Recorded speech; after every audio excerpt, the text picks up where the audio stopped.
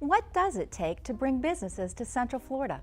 We'll talk to Rick Weddle, President and CEO of the Metro Orlando EDC, about the important roles partnership and community play in business development.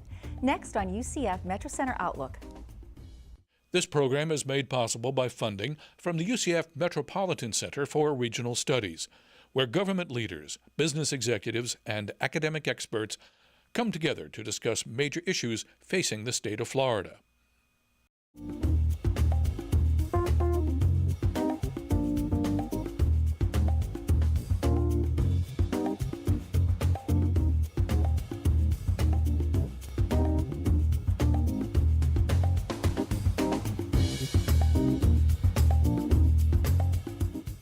Hello everyone. Welcome to UCF Metro Center Outlook. I'm Diane Trees, Director of the UCF Metropolitan Center for Regional Studies, and your host for Metro Center Outlook. Over the past 35 years, the Metro Orlando EDC's efforts have helped attract and grow business in Central Florida to the tune of $9.2 billion in capital investment and nearly 170,000 new jobs. Here today to discuss industry and business growth is Rick Weddle, President and CEO of the Metro Orlando EDC. But first, let's learn more about what the EDC does to help businesses in Central Florida. Press and hold the scan button on the keypad and wait for the beep. This whole technology has progressed so far, so fast. Jim Jarden owns JHT Technologies, one of the hundreds of companies that make up the Economic Development Commission. Well, we started in 1990, and it's fundamentally computer-based training. In those days, we used large video discs and very complex equipment, but over the years, the software has gotten better, the hardware has gotten better. So we're just going to have to change the graphic in that, right? Right. All right. We incorporate video, we incorporate graphics, designs that show you how blood flows and fluids flow, and it's much more engaging. And on top of that, we build in testing, remediation, and accountability for having taken the course. And Jarden credits the EDC for a large part of his company's success. When we became members of the EDC, we got exposure to many more of the what I call the influential businessmen in town and in the region, and you establish friendships and relationships that lead to business opportunities. We have an audio script that we currently have for these, you know.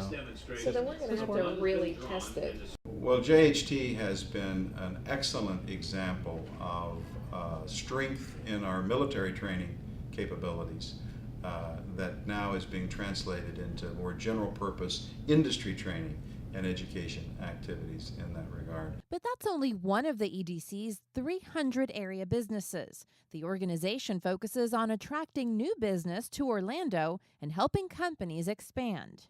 The businesses that make up the Metro Orlando EDC range from small firms to the very large firms. Disney, obviously, Siemens, SunTrust Bank, all of the major firms. We're pretty much a who's who of the corporate industries in the Central Florida region. The EDC is the one that's working real hard on economic progress here in the region, and where you probably have the most opportunity to relate to other businessmen and people who perhaps have a need for your product. Katie Coronado for Metro Center Outlook. EDC President and CEO Rick Weddle joins me now to discuss how the EDC attracts business investment and helps local companies. Rick, welcome to the show. Glad to be here. Business Week magazine had an article out that said that we are a fiercely competitive community with unlimited potential. Why should companies want to come here for business? Well, I think we are really rich in human and material resources. We have an extraordinary location. We have an extraordinary infrastructure system. While we all might complain about traffic sometimes, on a larger scale it's not big as a problem compared to the rest of the world. Our academic resources are huge. We have a largely very well talented and very skilled workforce. We're really a community, a region that is very well known, less well understood, because we are thought of as the attractions in tourism and as a destination, and less well understood as an opportunity for business investment and innovation. Less well understood in terms of what's already here or what could be here? Both. Both. We are so blessed to have such a history and strength in our global brand and identity, but many of the strengths we have in modeling and simulation and training, our emerging biotech and medical and clinical research capabilities are really not as well known as they will someday be, because it takes time to build that brand. Well, there is a saying that the bigger the risk, the bigger the reward, but how big a gamble should developing new business be?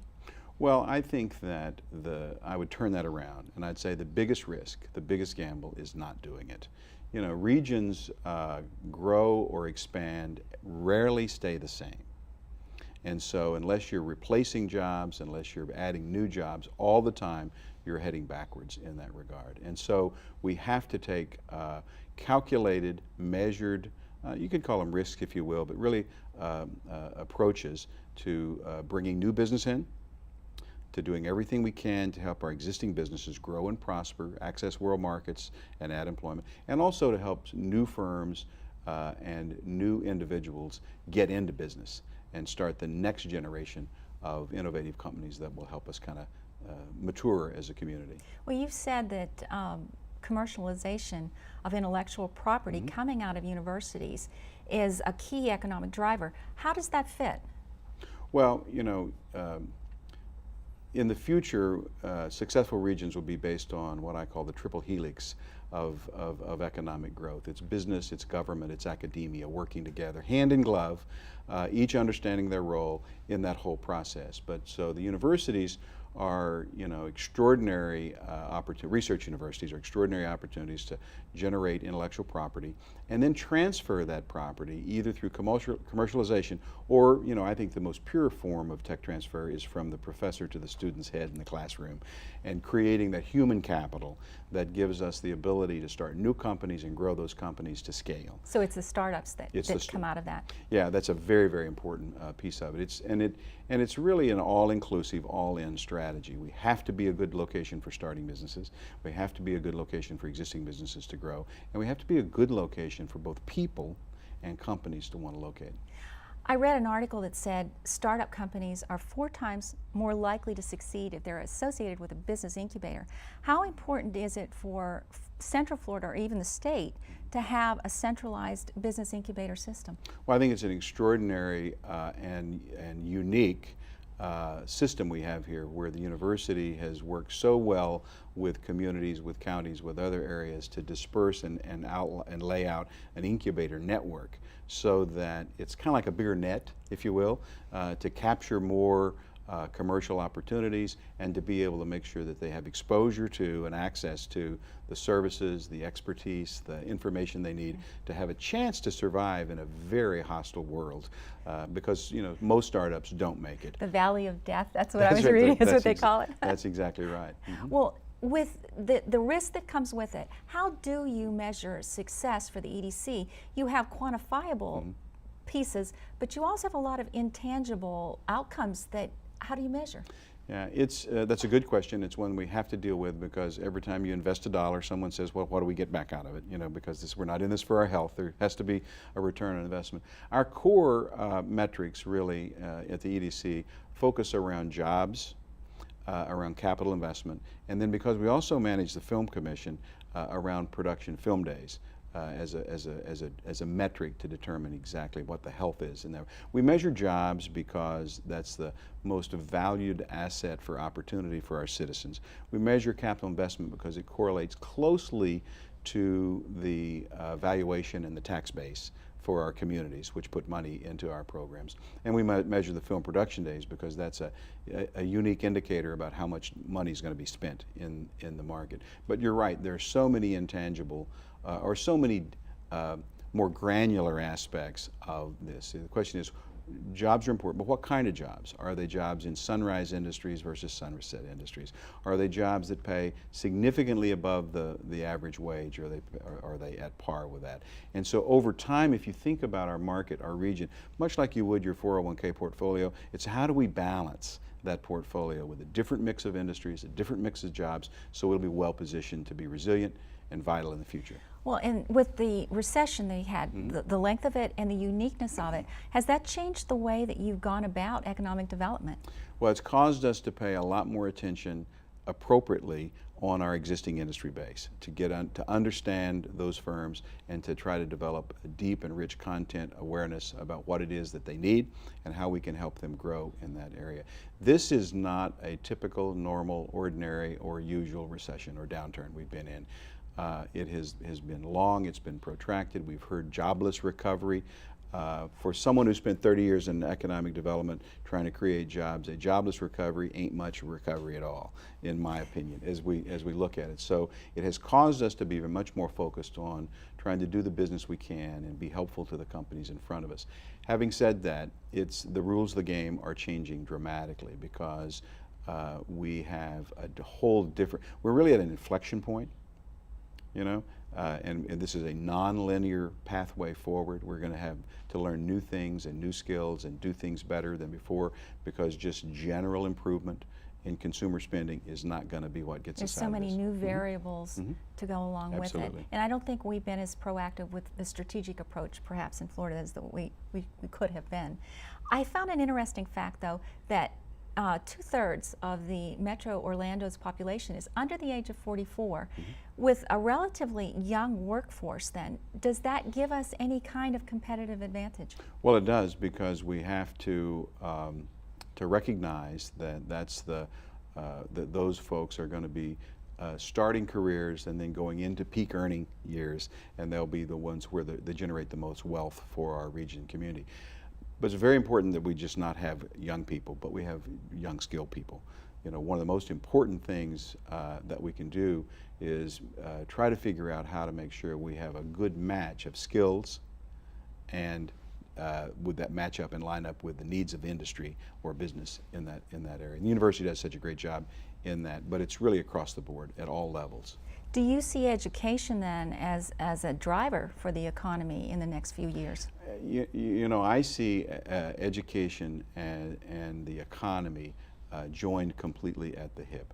I see over the long term, there is no greater thing that we can do for the economic well-being of a region than to protect and invest and grow and strengthen our educational base.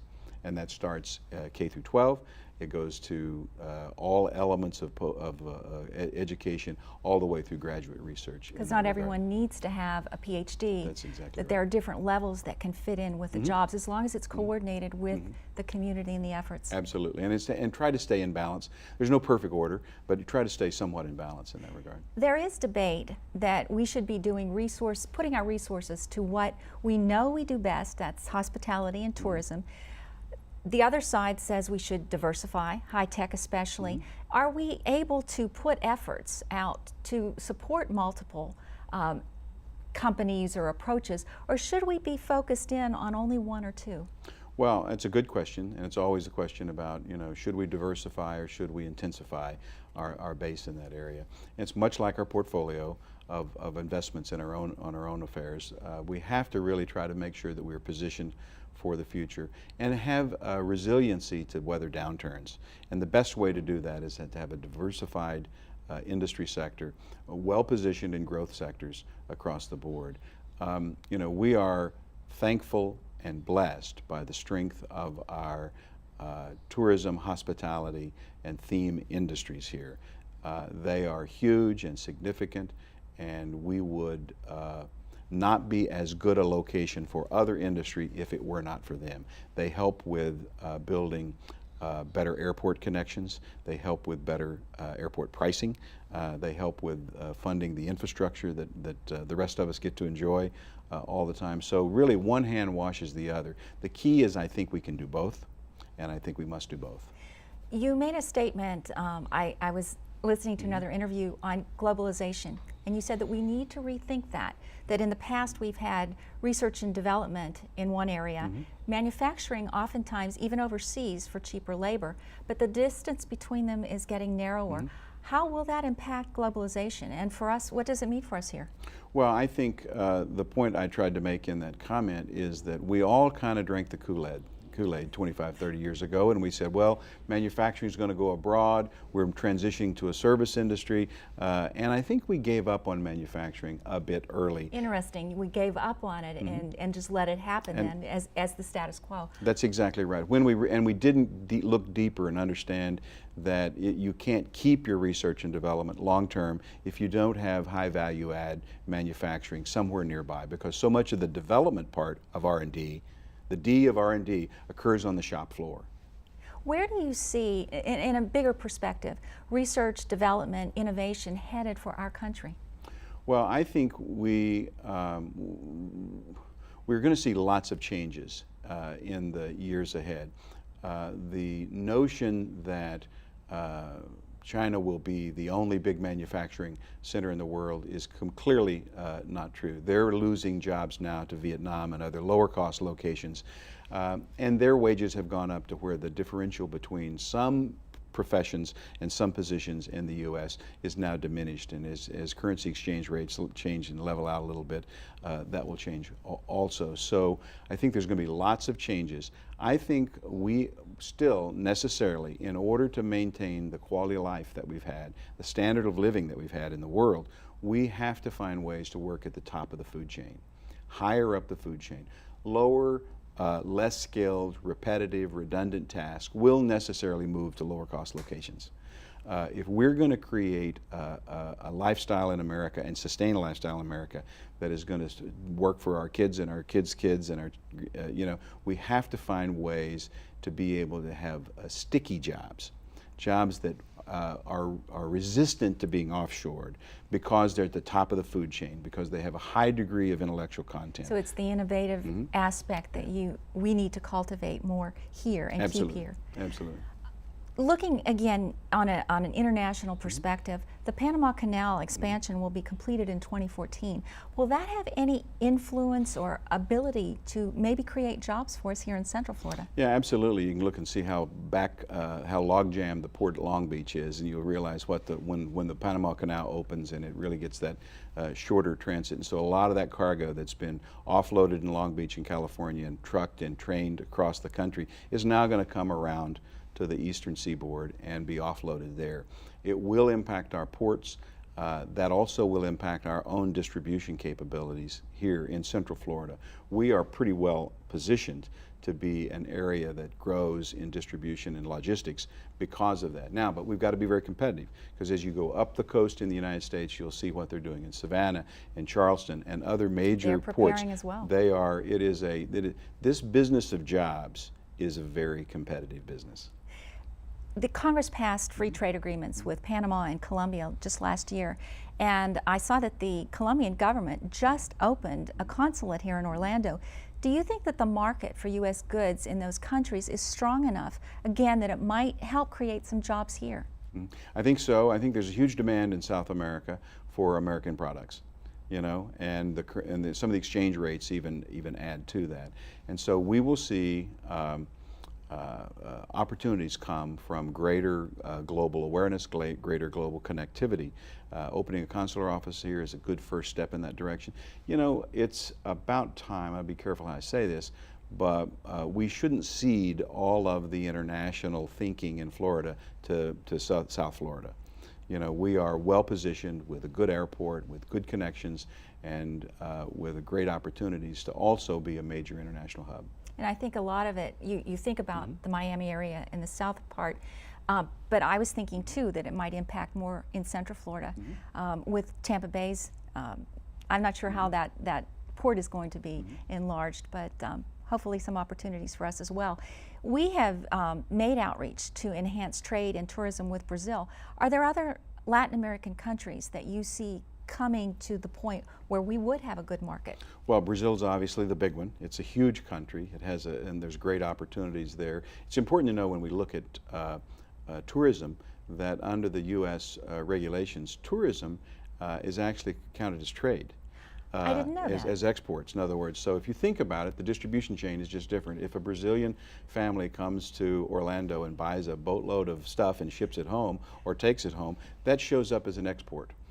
It's just a different, and so we have a pretty good opportunity to grow export jobs by being a center of that kind of activity. I think Argentina is an opportunity. There's a whole cadre. I think we've not looked south as much as we should in this country. We've tended to look to Europe, we've tended to look to Asia, and I think we need to kind of relook south and make those relationships to kind of exploit those opportunities. We talked a little bit about strategies for growth here.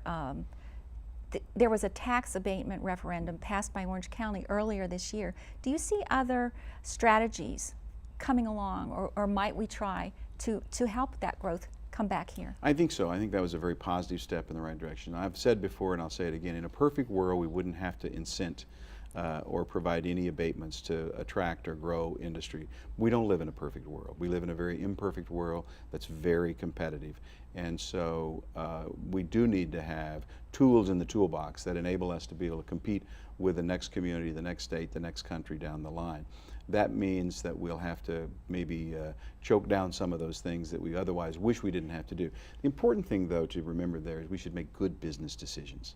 We shouldn't provide incentives that don't pencil out in terms of net revenues and net positive impacts. And they should have clawback provisions so that if the company doesn't meet their goals or obligations, then they don't actually they should be performance-based. Yes. So in a perfect world, someday we'll move beyond that. But for now, that's a very positive step in the right direction. Another aspect, though, is an organization like Grow Florida, who nurtures companies that are already here rather than bringing them in from other places.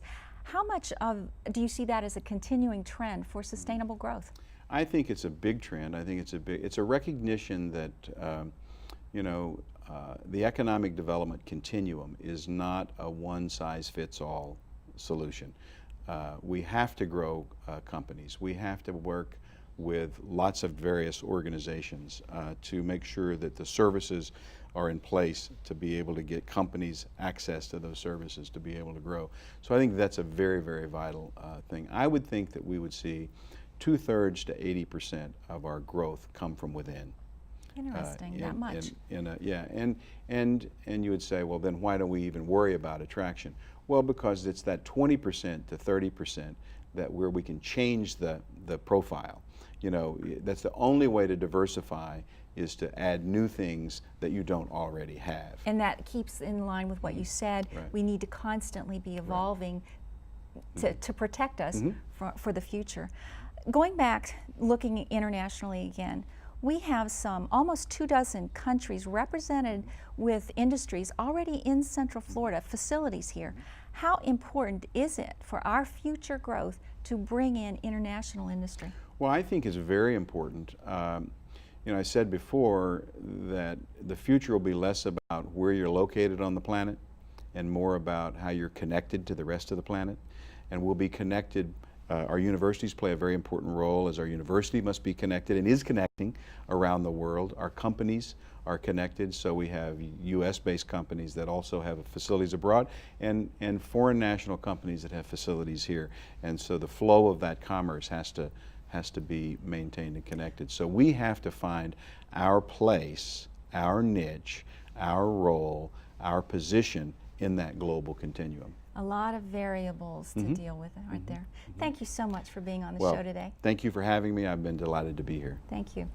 I've been talking about economic development in Central Florida with the Metro Orlando EDC's Rick Weddle. Thank you for tuning in to UCF Metro Center Outlook. Until next time, I'm Diane Trees.